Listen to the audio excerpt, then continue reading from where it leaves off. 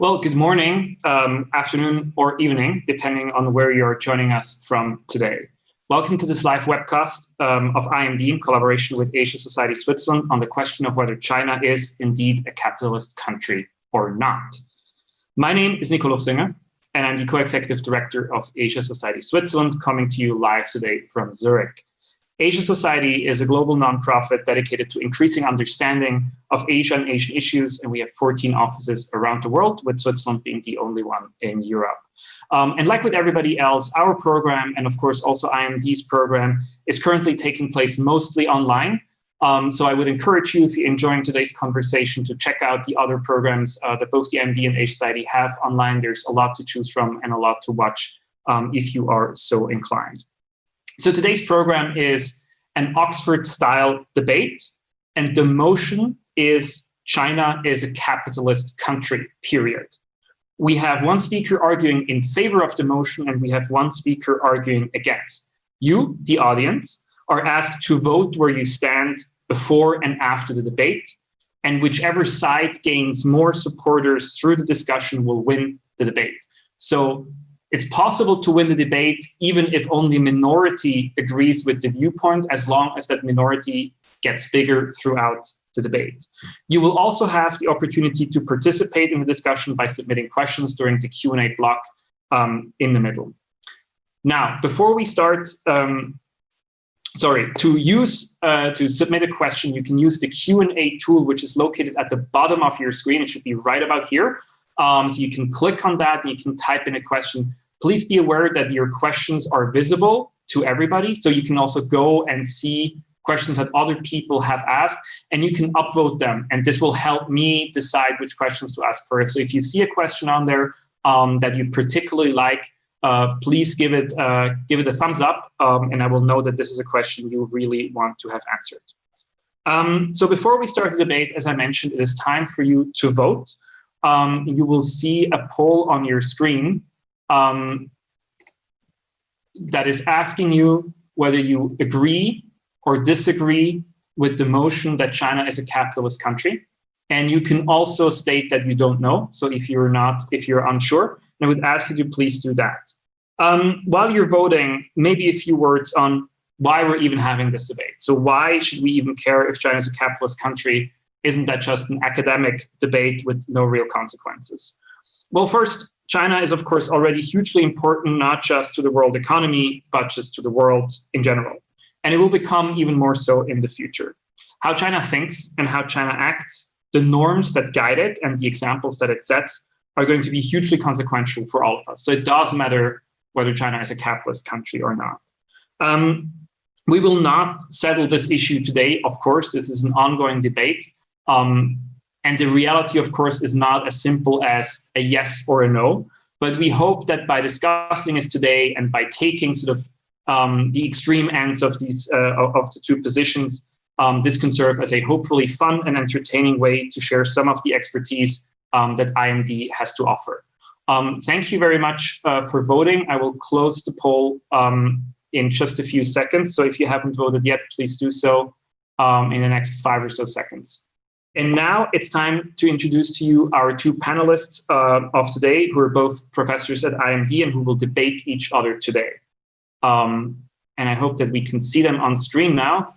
There they are. So arguing in favor of the motion that China is a capitalist country is Mark Greeven, professor for innovation and strategy at IMD. He has a decade of experience in China and has written 2 books on China's innovation ecosystem. And standing next to him, with enough social distancing in between the two, is Arturo Bris, who is a professor of finance and head of IMD's World Competitiveness Center. He was previously an associate professor at the Yale School of Management. Thank you both for being here and for doing this debate with us.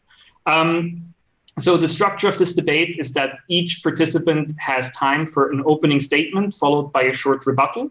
And we will then turn to audience questions before hearing closing statements from each side. The statements are timed. The opening statements are exactly 5 minutes long. And as is customary, the party arguing in favor of the motion will start. Mark, thank you very much for joining us today. You have now exactly 5 minutes to tell us why, in your view, China is a capitalist country. Thank you. Money, money, money. Chinese money may be red money, but it certainly is money. And it is what's making the Chinese economy go round and round.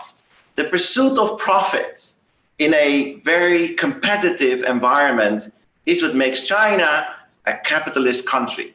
I'm going to outline 3 reasons why China is capitalist. The first reason is China's economy and economic growth is driven by private entrepreneurs. People like my friend Mr. Wang, he took on a debt, he started a small factory, he failed, he tried again, got a mortgage, and now he drives a Porsche. And there's a lot of people like Mr. Wang, and some of them become like Jack Ma, big companies like Alibaba or Haier. And they together compose today around 70%, yes, 70% of China's GDP. And don't take my word for it. Look at the OECD, look at the World Economic Forum, if you like, for this data. Now, you might say, well, Mark, that's really nice, but these private companies, they got a lot of help from the government, and you could not be more wrong. In fact, it is well known that the Chinese private sector and private entrepreneurs have huge difficulty, for instance, to get loans from banks. For instance, to issue bonds. And in recent changes, actually, they're kind of squeezed out of the bond market. And you could consider them more as second-rate citizens in this system rather than anything else. So I'd say private entrepreneurs and the success of 70% of today's GDP is not because of the government, it is despite of the government. The second reason is, well, you could say, Mark, all really nice, but we have a very large state sector still, which is roughly 30% of that GDP. And the most important sectors are in that, state-controlled or state-owned sector. And then, you're not wrong in that sense, but the problem is that even the state sector, the state is an entrepreneurial state with a profit motive. And in a stark contrast with what we call a socialist economy, which China is not, actually the profits that state-owned companies earn are retained at the enterprise, at the company. The state is a shareholder that gets a dividend on this investment. And also don't forget that when we talk about state-owned, it doesn't mean that it is all Chinese state. In fact, some of the largest Chinese state-owned companies that operate with this profit motive actually have large investors from abroad. Take the Bank of Beijing, where the main shareholder, the largest shareholder, is the Dutch ING Bank. Now, that brings me to my third and last point. So we have this profit-driven private sector, very dominant, and this smaller but important state sector, again, profit-driven. What is governing all of this, economic exchange and transactions in this country? And then, I would like you to imagine the size of China. Imagine that in the north we have, deserts, and in the south we have, elephants and, tropical climate.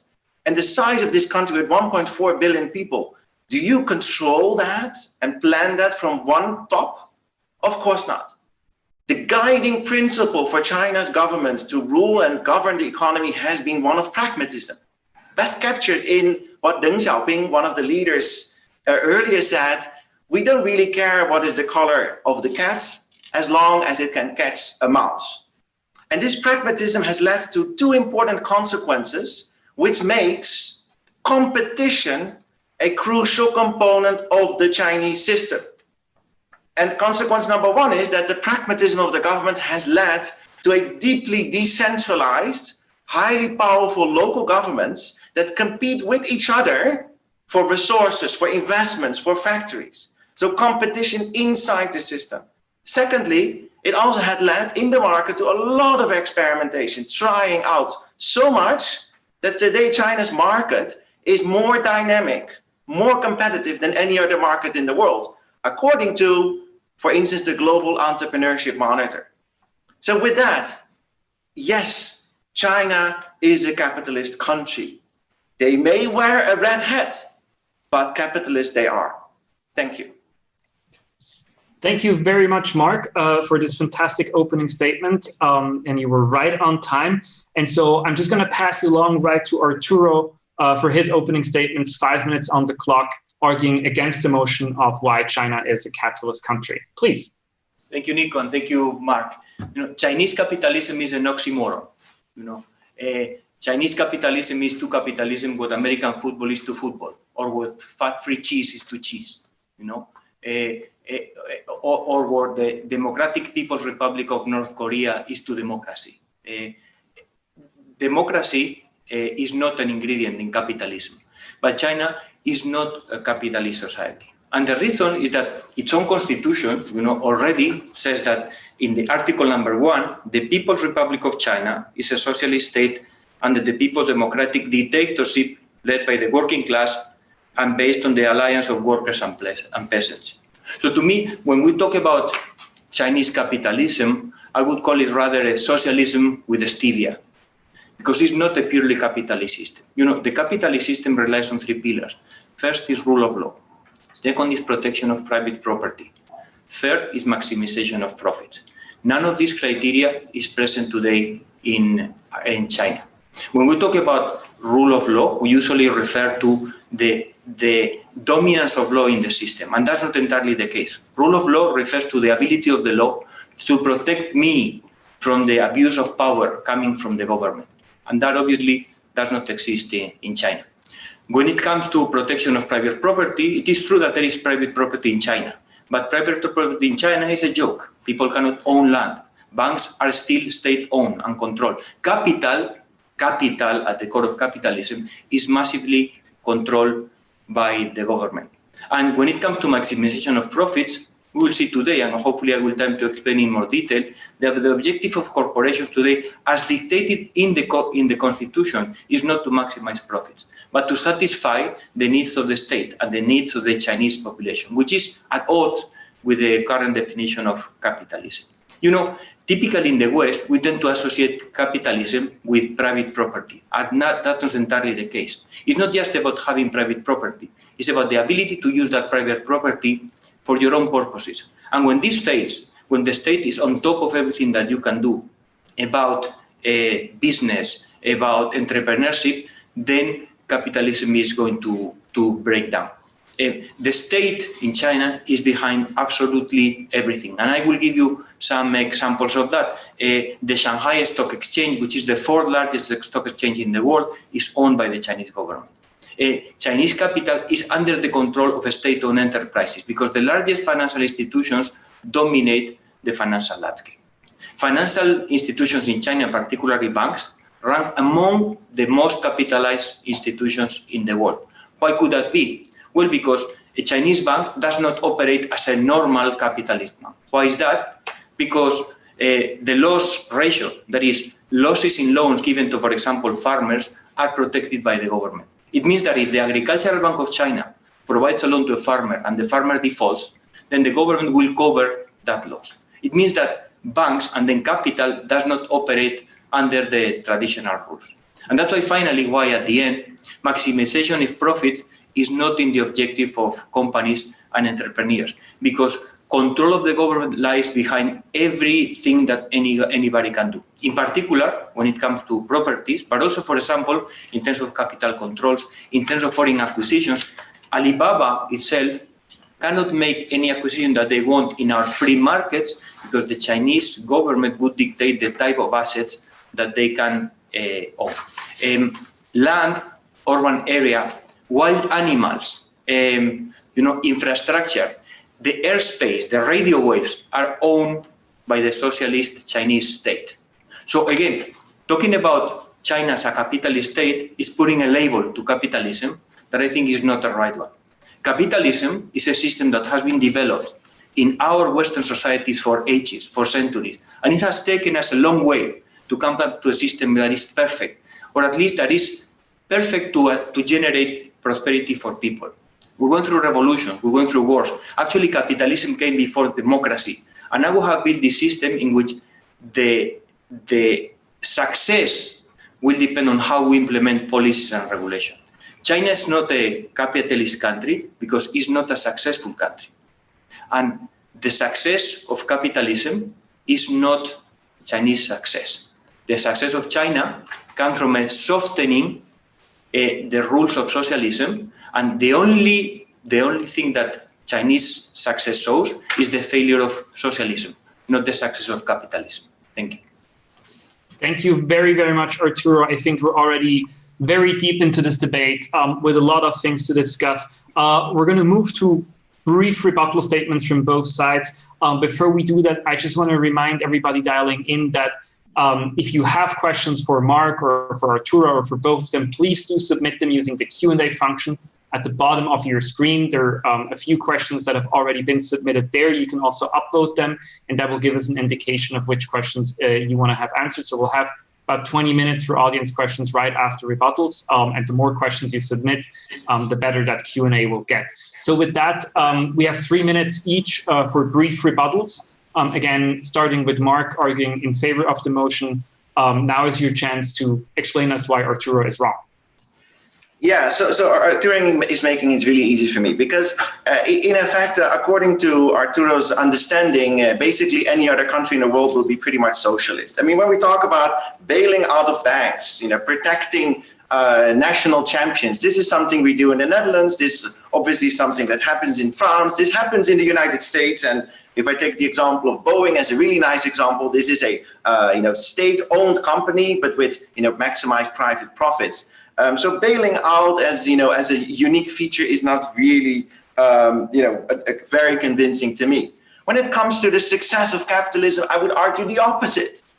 China shows how strong and how important capitalism is for the development of an economy like China's. The reality is today China is the second largest economy in the world. It has lifted more people out of poverty than any other country. There's only a very small percentage of people left in and under the poverty line.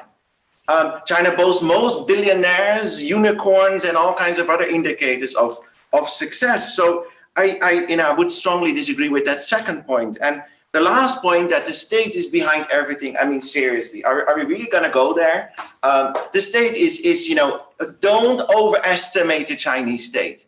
The size of the country, the complexity of the country, the diversity of the people and the business practices. It is a sheer impossibility for the state to be behind everything.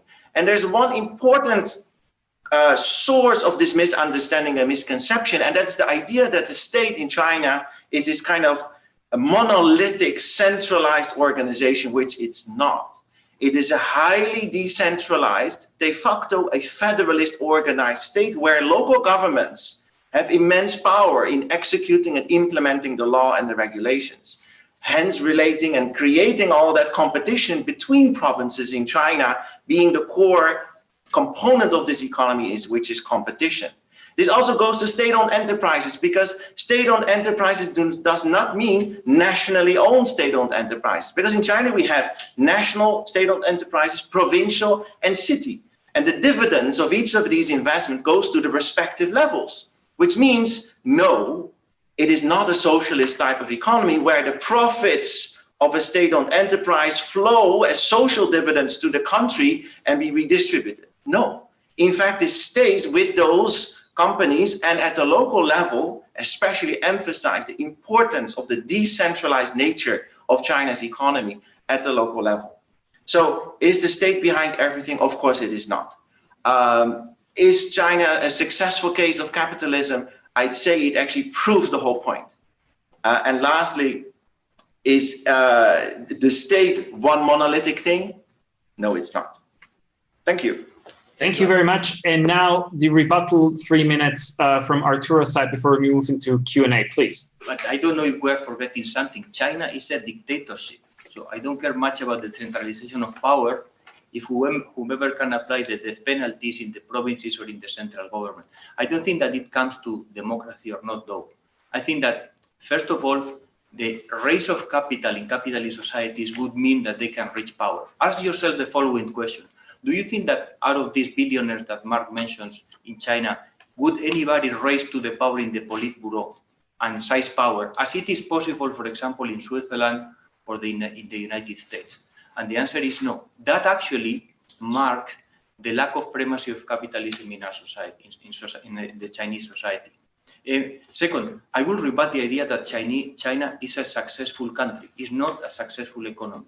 Out of the 10 most competitive countries in the ranking, in the IMD World Competitiveness Ranking 2020, the 10 countries are capitalist.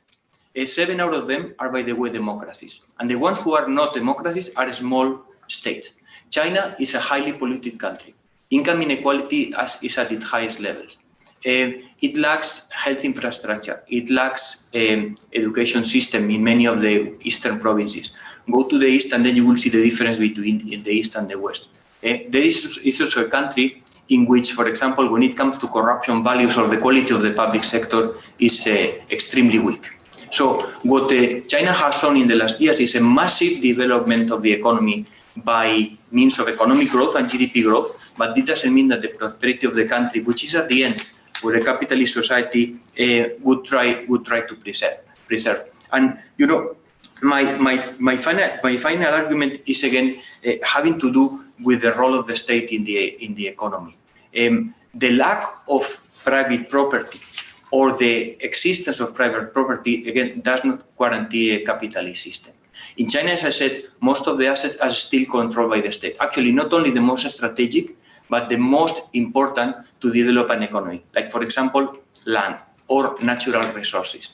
In the absence of that, then we still have a socialist society. And socialism differs from capitalism in that the ownership of goods and capital is in the hands of the state. Now, there is a part of China, which is a private ownership, that lies in the hands of the small entrepreneurs and store owners and so on.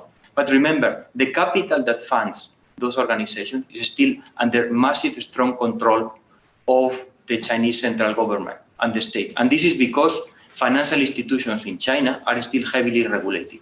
Ask AIA, ask HSBC, ask UBS how much they can compete with the Chinese banks that have already built a monopolistic position in their market, so nobody can enter that market. So when we talk about competition in China, it's just a buzzword that they like to use. But competition is not favored by any of the incumbents that is already in place. Remember the subsidized economy. In a subsidized economy, you cannot have free competition when it comes from the outside. Thank you. Thank you both so much. And thank you everybody who's dialing in for all your great questions. There are many already submitted. If you do have more questions, please post them into the Q&A. If you don't have a question right now, please consider reviewing the ones that have been submitted already. Give them a thumbs up if you really like them. It really helps me prioritize the questions that we should ask. But first, Mark, I do have to say, Arturo is making a fantastic point. He made it right at the beginning. He quoted the Chinese constitution, which says it's a socialist country. Now, if we assume that capitalism isn't just a thing that exists, it's also, to an extent, a state of mind. How can a country be capitalist if it says itself that it's not? It's a great question, but it is irrelevant.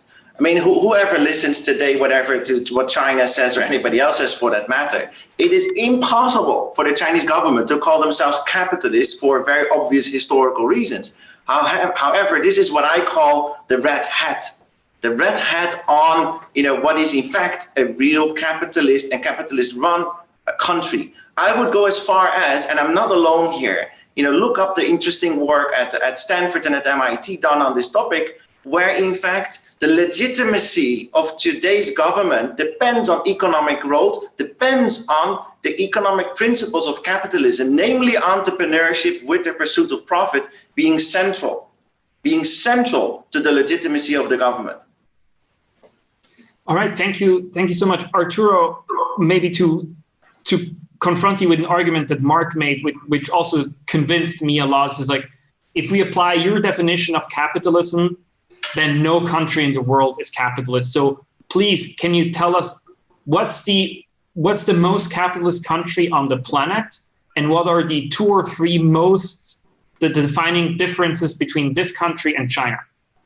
Well, first of all, countries that have rule of law, countries that protect private property, countries where profit maximization is the paramount the objective of corporation. Basically, this is about corporate governance rules. Which countries have these three criteria? Well, let's ask international organizations like the World Bank, like IMD, and then you will find which countries are most capitalistic. Switzerland, the United States, the Netherlands, Even Singapore, remember, democracy is not a precondition for capitalism as long as the law, as long as rules protect me from the state. Okay, so it is very easy to say. Now, does it mean that then the state cannot help subsidize banks or other institutions? Of course, it does not. And this is what we have seen, for example, at the midst of the 2008 crisis or in the current crisis. But again, the predominance of capital as a source of power is what results from these three characteristics in a capitalist system.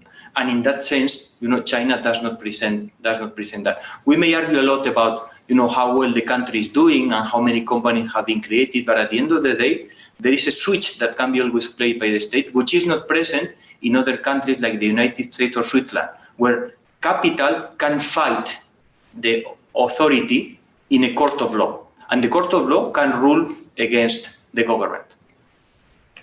Mark, there's a question here from the audience which is directed at you, and I think it's a really relevant one. So if you argue that much of the Chinese economy is driven by private entrepreneurs and that everybody strives to make money, that is all nice and well, but how would you square that with the fact that at least large private Chinese companies have to have a Communist Party committee? And much as with the Chinese government that has kind of this dual structure, how would we know that that's not where the real power resides? So is not Arturo right when he says like this capitalism and competitiveness is just a front? It's a buzzword that they use, but if you look really closely at the structures, that's not what it is. Well, to be precise, this is not the buzzword that the Chinese government or the Chinese would use, in fact. Again, it would never consider themselves to be capitalist, but more socialist market economies or socialism with Chinese characteristics. The answer to your question is very simple. I'm not ignoring the fact that China has a very important and very special, unique political setup that has influence in the market and in businesses. No doubt about that. The question is, how important is that influence and what type of influence? And the answer there is, again, I come back to my opening statement. It's the pursuit of profit. Because at the end of the day, Mr. Wang that I referred to earlier, Mr. Wang wakes up in the morning and he's worried. He's not worried about, communism and the regulations and all these other kinds of things. He's worried about his competitor coming up with better products, taking a piece of his profit. And in fact, this is not so different, as I argued, in the state sector. So, but we didn't talk about the state sector for a moment. It was about the private sector. The key and guiding principle is still the pursuit of profit, because even within this, special box that China is, it is a special box. I am fully aware of that. But inside that box, the competition is picking and choosing the winners, not the Chinese government. And I think that's really important to know. And especially if you are a foreign enterprise that operates in the Chinese market, the worst thing you can do is to underestimate the competition and the forces of competition in the Chinese economy. I want to stay with you for a moment, Mark, and ask a follow-up question. So this argument that China's a capitalist country just because it's about profit making seems a little bit too simplistic to me. So if you look at a lot of the states-directed programs that China has, let's take Made in China 2012 as an example. There's ample evidence, tons of reports from think tanks that show that a lot of the money in this program, while it may, it goes to private companies, but there's strategy behind it, there's direction behind it. Of course, the goal is to make Chinese companies competitive globally, to make them make a profit globally, but it is the state's heavy hand that directs it. And that would seem to be not, at least in the spirit of capitalism. Wouldn't you agree? I would completely disagree with that statement, dear Nico, because you have to understand that Chinese leaders are very clever. They understand that they cannot and will not know everything they need to know to make these companies competitive. And even in the case of state enterprises, why did China invite foreign shareholders to Chinese state-owned enterprises is exactly for the reason because they would like these companies to become more competitive in domestic and in global markets. Don't forget, a lot of these state-owned enterprises are also listed in foreign stock exchanges. They need to compete in other markets as well, which doesn't mean that the hand of the government is big in terms of financial support, but in the end, they're looking for a return on that investment which is a profit motive, a capitalist profit motive, which is the guiding and leading principle why the government does that. The biggest misconception would be to say, China just wants to get his voice out of there and conquer the whole world with this ideology. This is not the interest of China, at least not in my perception and in my interactions when I was still part of this system for a long time. It is about making money. It's about making money, making profit, and making sure that the Chinese companies and population gain the benefits. And they did. A very small fact here. In the last 10 years, to Arturo's point on China not being successful, it is ridiculous. In the last 10 years, the salaries have increased all over China by 100%, meaning doubled. Actually, today, China ranks number 5, according to the World Bank, in the most efficient administration, judicial administration, to enforce contracts. This is the World Bank. And of course, you may disagree with the World Bank, but I still live in a world where the World Bank has a voice, and I believe in science, if you would ask me. So I do think that that's still driven by profit motive. And again, then let's hear. I think this is an excellent point. So Arturo, I've been meaning to ask you about. You said several times China is not a successful country, and that seems, to say the least, a somewhat controversial statement. If you look at how GDP per capita has developed, if you look at some of the numbers that Mark has quoted, so explain to us why all these measurements that we tend to apply to measure the economic success of a country, we shouldn't apply them to determine whether China has been successful, which it seems common wisdom that it was in the last 30 or so years. Thank you, because that's not only where we are the experts at the IMD World Competitiveness Center, but also the pioneers. And I will not use my own rankings. China ranks number 84 out of 189 countries when it comes to the Human Development Index, which is not about economic growth, it's not about salaries, it's about quality of life. It ranks below countries like Argentina, Colombia, Brazil, or Cuba, which is also another communist country.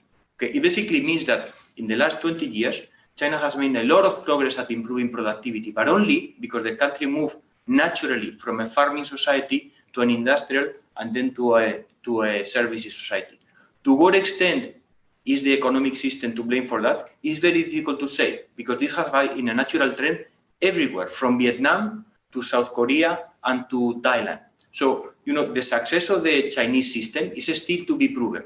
But as I said, China now ranks number 20 in our competitiveness rankings out of 63 countries. Above China, you have all European and Western economies. So far, it's not successful. Thank you. You want to respond, Mark? No, I would like to applaud for the Chinese economy to have done that within less than a generation.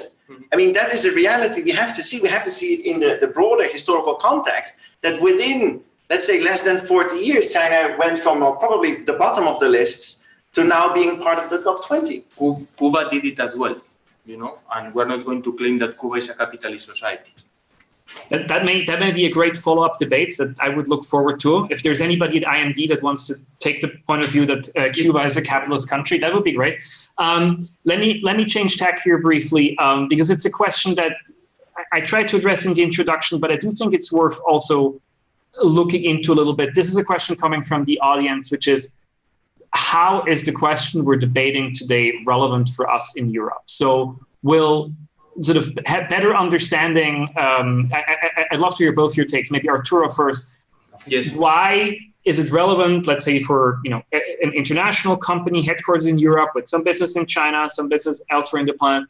Why is it important for us to understand whether China is a capitalist country or not? I think this is a very important point, and I actually see it in some of the points in the chat that we are dealing with a semantic debate, and that's not the case. I think that this is a very important debate for 3 reasons. The first reason is that we may think that in our capitalist system, the next stage in our evolution is a state-driven capitalism. If we believe what Mark says, China has doubled its salaries, then some people in Europe can think, why don't we follow the Chinese model? To me, that would be extremely dangerous, because you need the political system and certain political institutions that maintain the system. The second applies to China. I think when China uses the label of Chinese capitalism, we may be thinking that China is evolving towards a system that resembles like capitalism like the one we have had in our Western societies for a long time.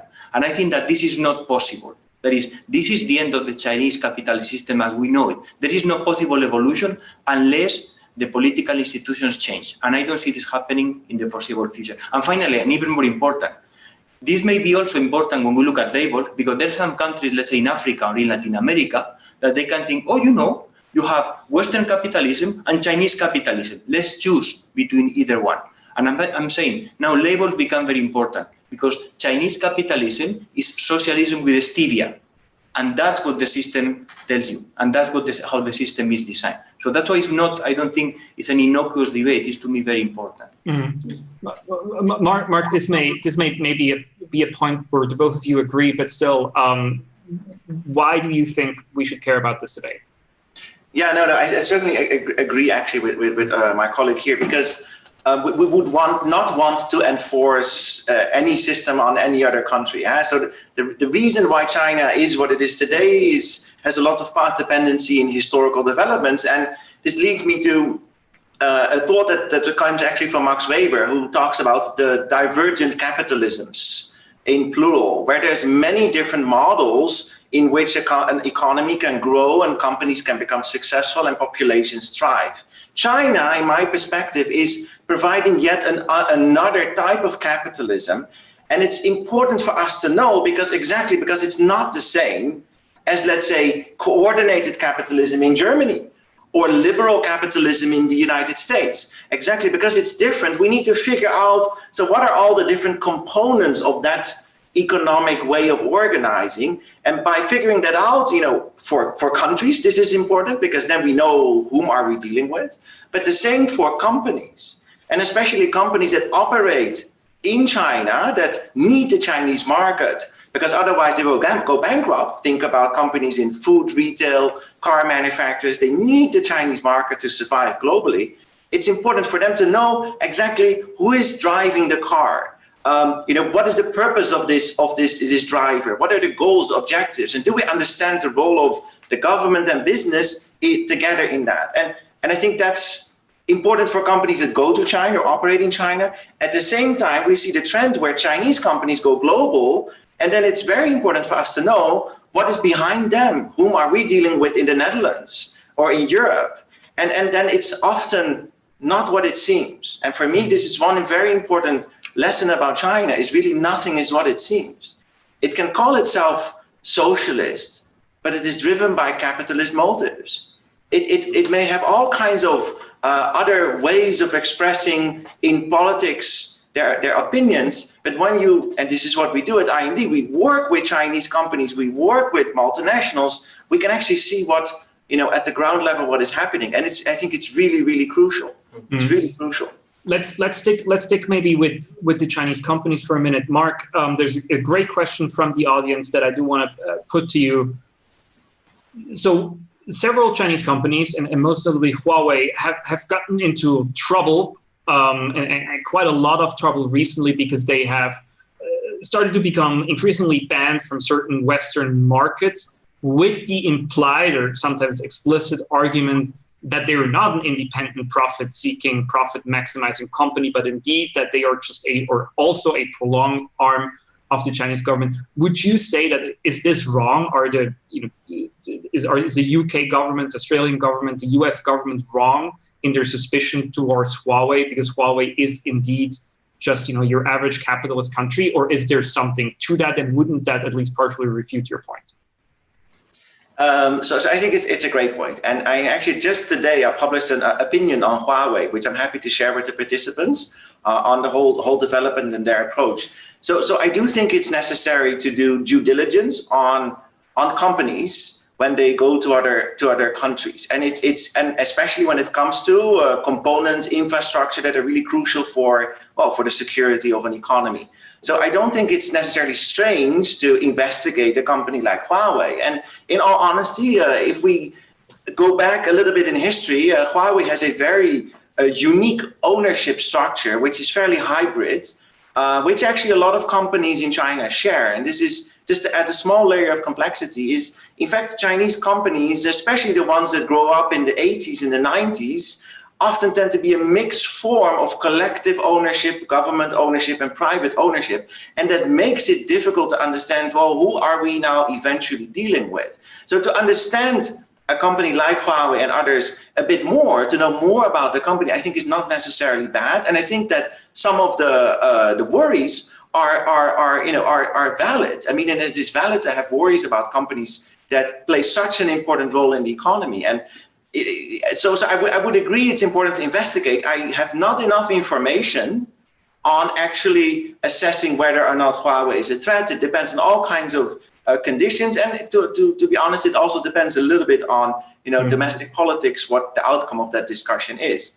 But I don't think that refutes my point. I'm not saying that every company is independent from the Chinese state. I'm saying that both the Chinese state and the private sector coexist, and both have a motive of profit to succeed and grow either domestically or internationally. The core component of capitalism, because I saw a couple of questions here, we're not talking about any semantics. It's just about, think about what Joseph Schumpeter said. It's about having entrepreneurship, having opportunities to make money and keep those profits. And that's what we're talking about fundamentally. Also with Yeah, let me get to, thank you very much.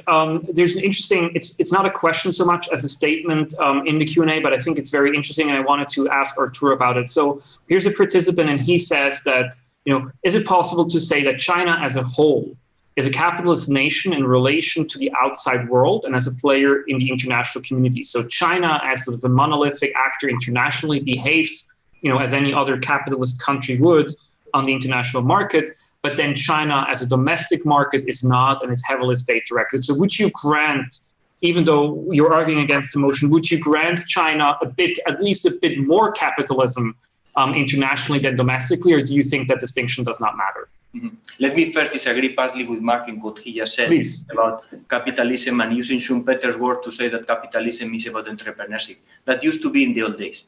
Today, in order to preserve a capitalist state, you need rules. And then you need the preservation of private property, which we have learned again through years of suffering and trying and failing. Okay, so that's very important because that's to me something to highlight about China. You can have companies that seek profits and that try to maximize profit, but that by no means mean that the system is capitalistic. And then I go to your point. Obviously, when the Chinese economy grows and companies have already built their competitive position, meaning their monopolistic position in the whole market, be it banks, be it Alibaba, be it Huawei and the likes, then they try to expand overseas. Now, when you're going to expand overseas, of course, you need to play by our rules. And the rules of the market are that you have to make disclosures, that you have to have independent directors in your board, that you need to make announcements that you cannot do insider trading and so on. And of course, that you need to guarantee the access of shareholders to dividends. But this doesn't mean that the system at home, has changed to make you capitalist at home. That it has been the only way for the system to allow those companies to operate abroad. Now, you are Goldman Sachs, and then you want to enter into a shareholding in a global company, and then you see Alibaba, or you see Agricultural Bank of China, or you see Huawei, and then you say, wow, do I want to buy shares in those companies? Look at these companies. They are huge. They are monopolistic in their countries. They are protected by the state in their country, so nobody can compete with them. My strategy colleagues, they melt when they talk about Alibaba. Oh my God, Alibaba. Alibaba is a joke.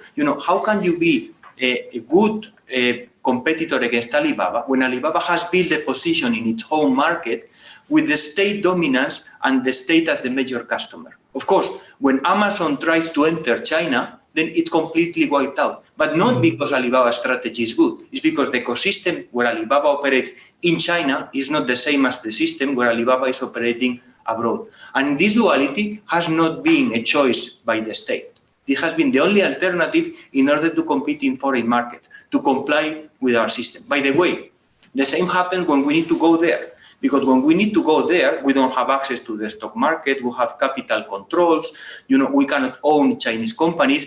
In some industries, for example, insurance and banking, only until recently, in insurance, until last month, you could not operate as a foreign insurance company. So in the same way that they have complied with our better system to operate in their market, we have been forced to comply with their system when we go there. But this doesn't mean that the system remains has changed from its principles. So we're almost at the end of our time for Q&A. Before we go to closing statements, I want to ask each of you one final question and would ask for very, very short, concise answers, please. Mark, what would need to happen? What would the Chinese government or any other player need to do that would make you change your mind? So what would need to happen for you to say, okay, now China is not a capitalist country anymore?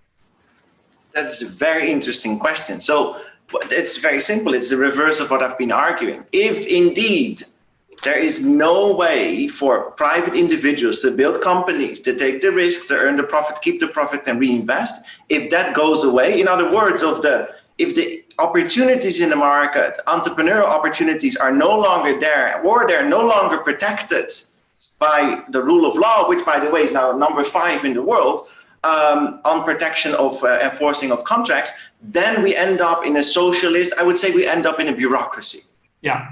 Is that likely to happen? No, because in that scenario, the Chinese government will lose their legitimacy to rule. Okay, Arturo, let's say some leading figures of the National Development and Reform Commission in China are watching this debate and they've decided that they want to convince you that they are indeed capitalist. What's the best way for them to do that? What can they do to make you change your mind? Well, the day HSBC buys one of the largest banks in China, I will be happier, but also I will be completely satisfied the day that China elects someone like Donald Trump to be their president. Excellent. Thank you very, very much. That was an excellent way to end this part. We're now going to have, and thank you everybody for all your questions. I'm sorry we didn't get to all of them, but I do hope we could answer as many of them as possible. Before it's time to vote again and announce a winner, each side will have an opportunity for a final closing statement telling us in 3 minutes and not more why we should vote for their side of the motion. And again, Mark, arguing for the motion, tell us why we should agree with you that China is indeed a capitalist country. So China is a highly successful economy. It has lifted many out of poverty and created lots of opportunities. It's driven by private entrepreneurs, and you just cannot ignore that the private sector is eating up 70% of the total GDP. People like Mr. Wang, who are these individuals who don't care about politics and about ideologies. They care about building a life for their families. This is the people that make China a capitalist economy. Now, very important, and coming to one of the, I think, very dangerous statements of my colleague here, China is not a monopolized type of economy. It's highly, highly competitive.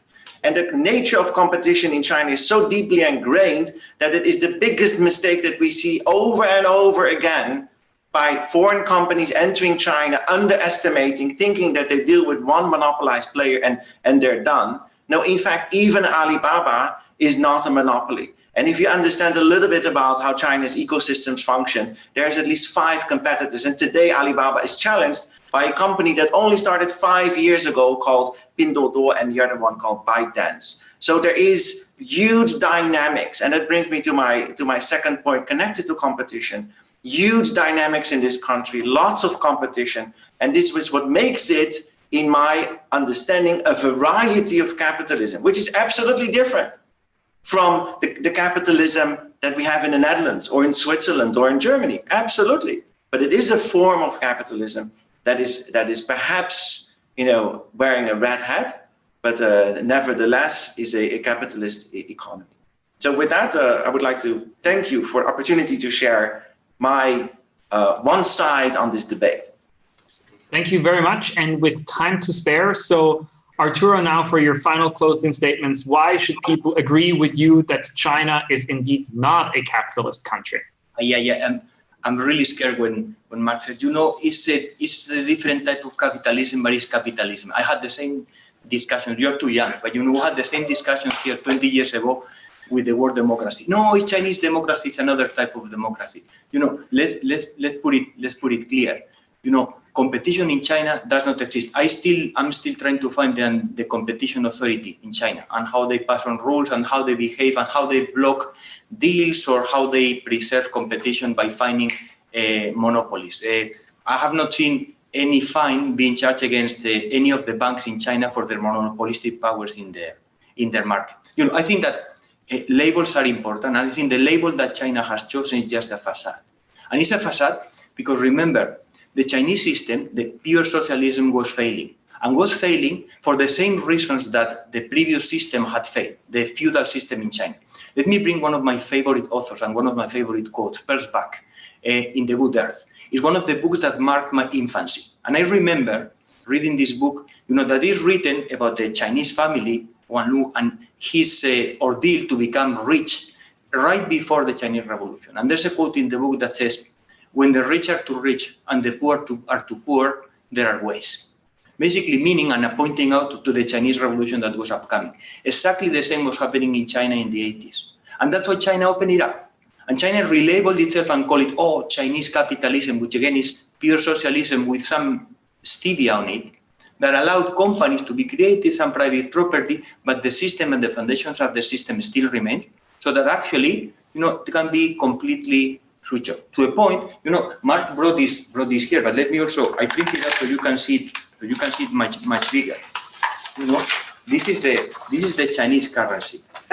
And look who is in front. Okay, this is the same guy that 40 years ago said that basically capitalism was not even under consideration. If you just type capitalism under the Chinese constitution, you will not find a single way. If you type profit, there is not there. So try, download the Chinese constitution, type profit, type capitalism, and then see how many times you are going to find it. Type socialism, and then your search will collapse.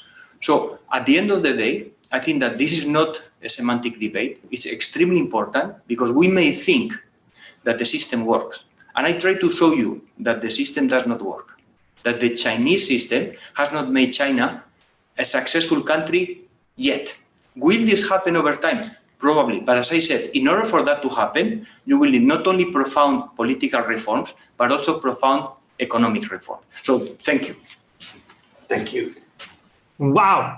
This was fantastic. Thank you both so much. I think you packed a lot of conversation, a lot of arguments in this conversation. I would be very hard pressed now when it comes to voting, which side to agree on. To everybody in the call, it's now time to vote again. I will launch the poll. It's the exact same question as before. The motion is China is a capitalist country. You may agree or disagree or don't know. And then we will compare these numbers to the numbers from before. I will give you a few seconds to take a breath, also Mark and Arturo, until we then close the vote. But it looks already like a lot of people have voted. Let's give those who haven't a chance to do so as well. Okay, so we have over 80% of people on this call have voted. I'm going to give it 5 more seconds. If you haven't voted and still want to do it, please do it now. And then we'll close the poll. We're at 85%. That seems like an excellent number. And so we'll close the poll. Thank you very, very much for this as well. Now we'll take some time to calculate the results. Remember, the winner will be the team, the person that has gained more compared to what the results at the beginning. While we wait for the results to be tabulated, let me give the word again to Mark, not to argue about capitalism in China, but to talk about an upcoming program that IMD and Asia Society are co-hosting. Please, Mark. Yeah, so just while we're waiting for the results, we do this debate because we really feel strongly about we need to develop a deeper understanding of China. Whether or not we agree or disagree with the approaches taken in China, whether or not we like the way that China or Chinese companies are operating, it is irrelevant because China is not going to leave the stage. And I think at the moment we really suffer from an information asymmetry where the Chinese side of the world is very well informed about what's happening in the rest of the world. And we are not so much informed about what's happening in China. And part of the reason why we do this debate and also this intellectual debate where we have to choose sides is to really to explore and tease out some of those complexities. Obviously, as some of the participants also raised, the truth is somewhere in the middle. There's all kinds of complexities that are there that we couldn't discuss or that we haven't discussed. And that's why we also decided to do a discovery event in September 3 and 4, on something we call cracking the China code, where, let's say, this debate and the topic of debate is a part of, but obviously then we will move to what was and what is this Chinese competitive landscape, and how do you as foreign organizations and companies deal with them either in China or outside of China. So this will be at the beginning of September, also a virtual live event. And hopefully it is the beginning of, trying to understand and cracking the China code, as we say. So I've seen here that the results are in. So I'm going to leave again and back to you, Nico. Thank you very, very much. So now this is the moment we've all been waiting for. I don't actually know what the results are, so I'm just going to wait for our colleagues at IMD to put them up here for me and everybody else to see. And there we go. So we have had the yes argument going from 54 to 35%. That's a minus of 19%. And the no argument going up from 37 to 53%. That's a plus of 16. So Arturo, this means you are the official winner of today's Oxford debate on the question of whether China is a capitalist country. You are more convincing in this debate. What's interesting here is that actually, which is unusual, the percentage of people who don't know has also slightly gone up 2%. So we have more people who were unsure about it in the beginning and that's after. And I think given that this is such a complex topic, this is a good thing. And it's good if we are maybe a little bit on the fence. So congratulations, Arturo. Thank you very much, Mark. Thank you both for this highly engaging and interesting debate. Thank you, everybody who has dialed in. Thank you for your questions, which were great. Thank you for voting and for being such an engaged audience. Thank you, everybody at IMD who's working behind the scenes. This takes quite a lot of people to pull off such a debate. So thank you to everybody who helped us with that. And we do hope to see you soon at a future IMD event, at a future Asian Society event. If you are interested in getting a little bit deeper into the China question, please consider joining us for the Discovery event that Mark mentioned in September 3 and 4. Information is on the IMD website. With that, I wish you a wonderful continuation of your day. Please stay safe out there. And we hope to see you in person or live or online very soon. Thank you so much and talk soon. Thank you. Thank you.